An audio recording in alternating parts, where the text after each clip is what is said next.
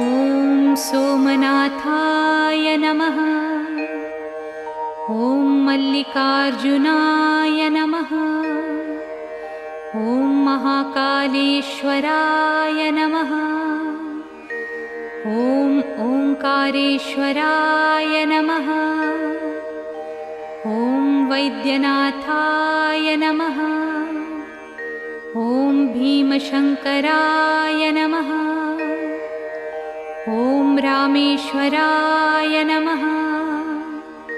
ॐ नागेश्वराय नमः।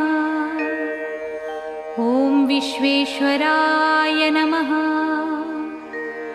ॐ त्र्यंबकेश्वराय नमः। ॐ केदारेश्वराय नमः। ॐ भुस्मेश्वराय नमः।